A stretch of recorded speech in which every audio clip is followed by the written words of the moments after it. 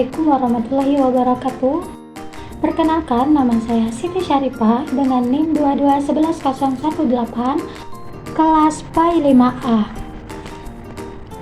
Di sini saya akan menjelaskan bab 8 mengenai menghindari ghibah dan melaksanakan tabayun. Islam melarang ghibah. Ghibah berarti menggunjing, membicarakan kejelekan dan kekurangan orang lain. Pada ghibah terdapat pembicaraan mengenai kejelekan atau aib orang lain apabila dia tahu dia tidak menyukainya. Islam melarang umatnya untuk ghibah. Ghibah diibaratkan memakan daging saudaranya sendiri yang telah mati. Hal ini ditegaskan dalam Al-Quran yang berbunyi Bismillahirrahmanirrahim. Ya ayyuhalladzina amanu jatanibu katsiran minadh-dhanni innadh-dhanni itsm wa la tajassasu wa la yaghtab ba'dukum ba'da ayuhibbu ahadukum ayyakula lahma akhihi maytan fakarihtumu wattaqullaha innallaha tawwabur rahim, yang artinya, hai orang-orang yang beriman, jauhilah kebanyakan purbasangka atau kecurigaan, karena sebagian dari purbasangka itu dosa. Dan janganlah mencari-cari keburukan orang, dan janganlah menggunjingkan satu sama lain. Adakah seorang di antara kamu yang suka memakan daging saudaranya yang sudah mati? Maka tentulah kamu merasa jijik kepadanya. Dan bertakwalah kepada Allah. Sesungguhnya Allah Maha Penerima Taubat lagi Maha Penyayang. Quran Surah Al-Hujurat Surah ke-49 ayat ke-12.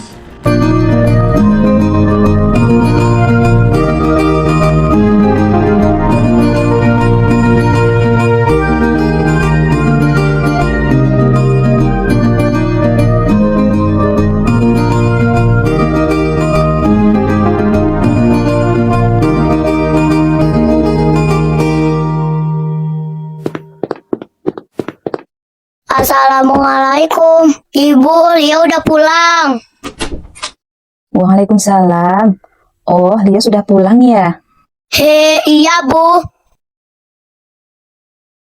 Oh, ada Nak Andi juga ya? Ya sudah, Ibu buatin es jeruk dulu ya. Asik, makasih ya Bu. Hendi, masa tadi si Fikri bajunya gitu amat ya? Kayak kotor banget gitu. Iya, Yo. Antara kasihan, tapi juga lucu ya. Hihihi. Kayak anak gak keurus ya. Ha.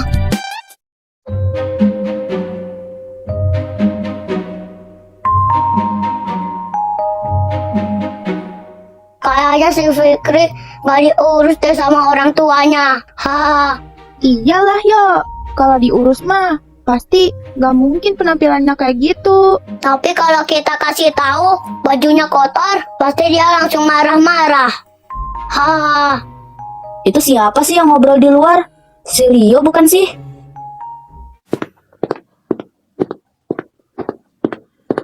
Ibu, itu di luar ada siapa ya, Bu?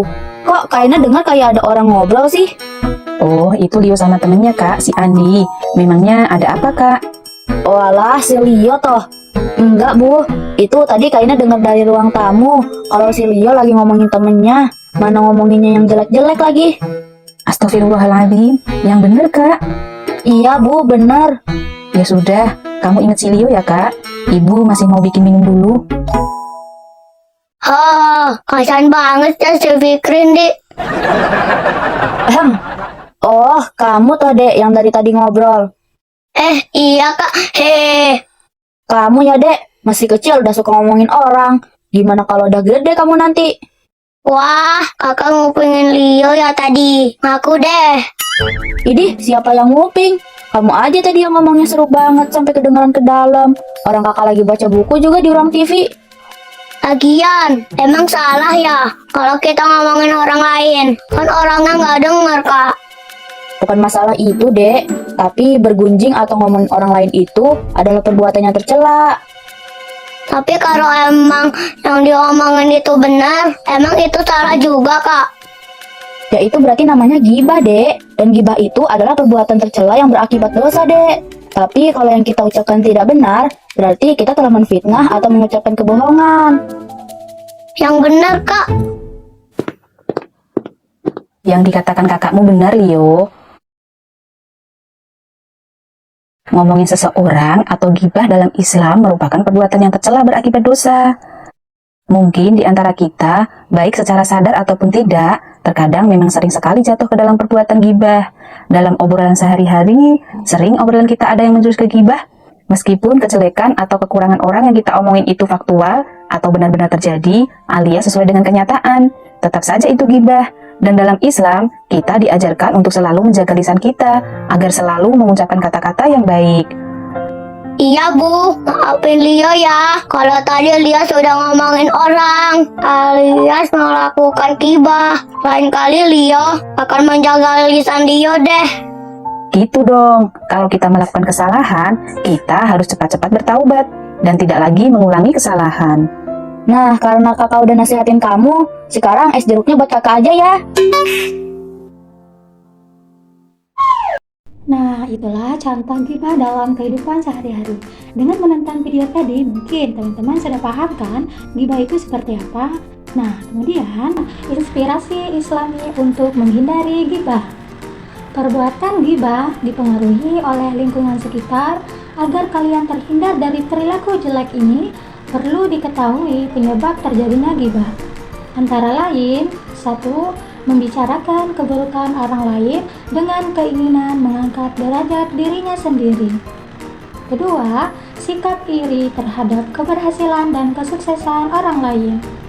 Yang ketiga, sikap egois yang cenderung merendahkan orang lain. Yang keempat, balas dendam terhadap orang lain atas perilaku terhadap dirinya.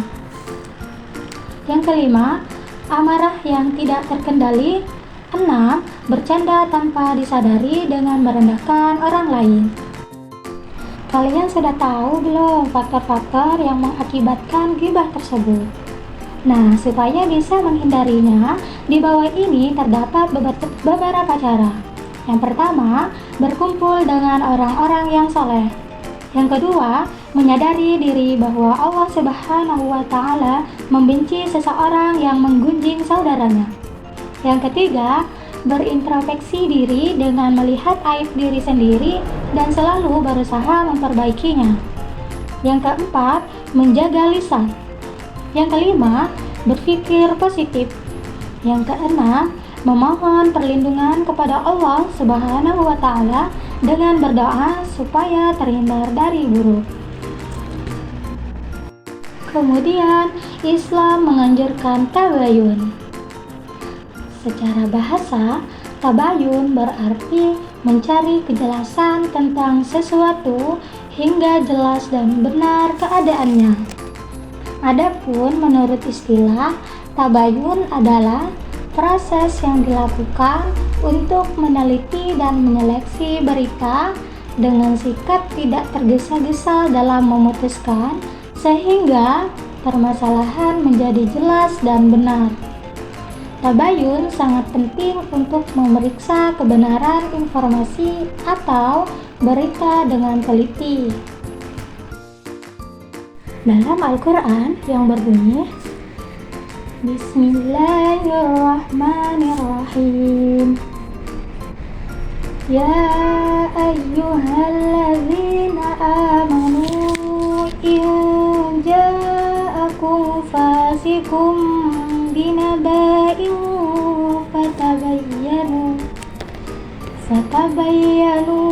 an tusibu qauman bijahalatin fatusbihu ala ma fa'altum nadimin. Yang artinya, wahai orang-orang yang beriman, jika seseorang yang fasik datang kepadamu membawa suatu berita, maka telitilah kebenarannya, agar kamu tidak mencelakakan suatu kaum karena kebodohan atau kecerobohan, yang akhirnya kamu menyesali perbuatanmu itu. Quran Surah Al-Hujurat, Surah ke-49 ayat ke-6. Kemudian, tabayun pada informasi media sosial. Berikut ini adalah beberapa teknik yang bisa digunakan. Yang pertama, sumber informasi dipastikan dengan benar. Yang kedua, pastikan isi informasi berisi kebenaran. Yang ketiga, pastikan tempat dan waktu informasi yang diperoleh adalah benar. Perlu kita ketahui juga bahwa penggunaan media sosial juga memiliki dampak negatif. Dampak negatif itu diantaranya adalah 1. Kebebasan informasi. Yang kedua, sikap sosial yang melemah. Yang ketiga, kelalaian dalam kewajiban agama. Sangat berarti untuk menangani berita hoax. Pengguna yang mudah menerima berita hoax akan merugikan dirinya dan pihak lain. Bagaimana cara agar kalian tidak tertipu berita hoax? Berikut ini adalah beberapa teknisnya. Yang pertama, hati-hati dengan judul provokatif. Kedua, cermati alamat situs. Yang ketiga, periksa fakta. Yang keempat, cek keaslian foto. Dan yang kelima, ikut serta grup diskusi anti hoax. Nah, yang terakhir, memetik hikmah dan tabayun. Tabayun memiliki manfaat penting dalam pencermatan informasi yang diperoleh.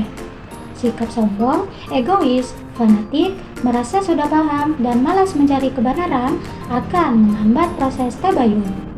Tabayun berkaitan erat dengan moral. Tabayun juga berlaku bagi penerima dan penyampai berita. Rasa selektif dan kritis, tabayun diharuskan sebelum berita disampaikan. Adapun beberapa manfaat tabayun antara lain, yang pertama, berhati-hati dalam menerima berita. Yang kedua, menghargai orang lain sehingga tidak terjadi kesalahpahaman.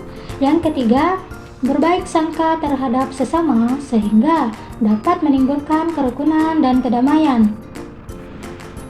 Yang keempat, persatuan dan kesatuan dapat terjaga baik di lingkungan keluarga, sekolah, dan masyarakat sekitarnya.